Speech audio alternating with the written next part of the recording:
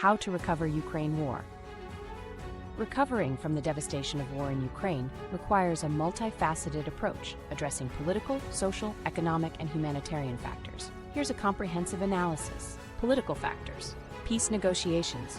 Engage in diplomatic efforts to reach a comprehensive peace agreement involving all stakeholders. Reconciliation. Implement mechanisms for reconciliation between conflicting parties to heal societal divisions. Political stability. Establish a stable government capable of representing all segments of society and ensuring democratic governance. International support. Seek assistance from international organizations and allies to facilitate peace-building efforts and provide security guarantees. Social factors. Psychological support. Provide counseling and mental health services to individuals affected by trauma and loss. Community reintegration. Support the reintegration of displaced persons and refugees into their communities. Social cohesion. Promote social cohesion initiatives to bridge ethnic, religious, and cultural divides exacerbated by the conflict. Education and awareness. Implement educational programs to counter misinformation and promote understanding of the root causes of the conflict. Economic factors. Reconstruction. Allocate resources for the reconstruction of infrastructure, homes, and businesses destroyed during the war. Job creation. Stimulate economic growth through investment in industries such as agriculture, manufacturing, and technology. Foreign investment. Attract foreign investment by ensuring a stable regulatory environment and offering incentives for businesses. Debt relief. Negotiate debt relief agreements with international creditors to alleviate financial burdens and free up resources for reconstruction efforts. Humanitarian factors. Humanitarian aid. Ensure the delivery of humanitarian aid to vulnerable populations, including food, shelter, and medical assistance. Protection of civilians. Uphold international humanitarian law to protect civilians from violence and abuse. Refugee assistance. Provide support for refugees and internally displaced persons, including access to basic services and opportunities for resettlement. Landmine clearance. Undertake efforts to clear landmines and unexploded ordnance to ensure the safety of returning civilians and facilitate reconstruction efforts. Security factors. Disarmament and demobilization.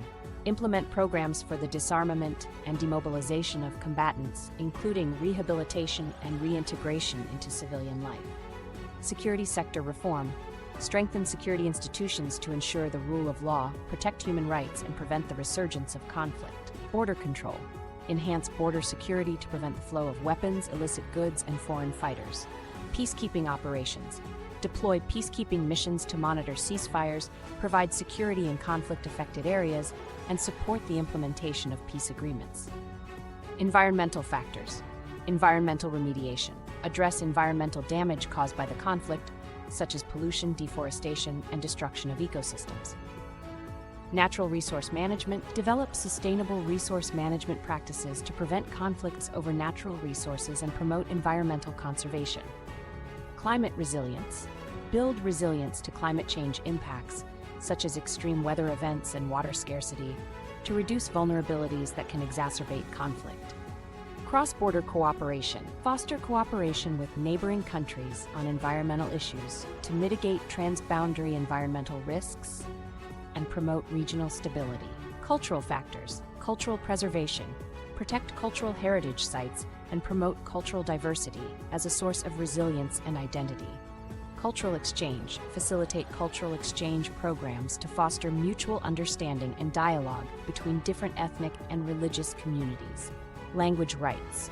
Ensure the preservation and promotion of minority languages and cultural traditions to prevent marginalization and promote inclusivity. Reconciliation through art. Use art, music, and literature as tools for reconciliation and healing, providing platforms for expression and dialogue among diverse communities. Technological factors. Digital infrastructure. Invest in digital infrastructure to enhance connectivity, access to information, and economic opportunities in conflict-affected areas. Innovation. Promote innovation and entrepreneurship to address social and economic challenges, spur economic growth, and create jobs. Cybersecurity. Strengthen cybersecurity measures to protect against cyber threats and ensure the integrity of digital systems and information. Technological solutions. utilize technology for humanitarian assistance, reconstruction planning, and conflict prevention, such as remote sensing for monitoring and early warning systems. Legal and governance factors. Rule of law. Strengthen legal institutions and mechanisms for accountability, including transitional justice processes and mechanisms for addressing human rights violations. Good governance. Promote transparency, accountability, and anti-corruption measures to build public trust in government institutions and promote equitable development. Decentralization. Devolve power and resources to local authorities to empower communities in decision-making and service delivery. Constitutional reform. Undertake constitutional reforms to address underlying grievances, promote inclusive governance, and prevent the recurrence of conflict. Power-sharing mechanisms. Introduce power-sharing mechanisms within the Constitution to ensure equitable representation of diverse ethnic, linguistic, and regional groups. This can include provisions for proportional representation, minority rights protection, and decentralized governance structures. Protection of minority rights. Embed guarantees for the protection of minority rights within the Constitution to safeguard against discrimination and promote inclusivity. This may involve enshrining language rights, cultural autonomy, and affirmative action measures to address historical injustices and promote social cohesion. Devolution of powers. Devolve powers to regional and local authorities to empower communities in decision-making processes and promote effective governance at the grassroots level. This can foster a sense of ownership and accountability among citizens and reduce tensions arising from centralization of power. Conflict resolution mechanisms. Establish constitutional provisions for peaceful conflict resolution mechanisms, such as mediation, arbitration, and dialogue platforms to address disputes arising from competing interests and identity-based grievances.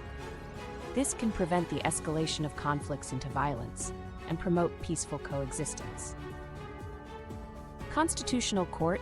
Strengthen the independence and authority of the Constitutional Court to serve as a check on government power, uphold the rule of law, and ensure compliance with constitutional principles. This can bolster public trust in the judicial system and safeguard against abuses of power.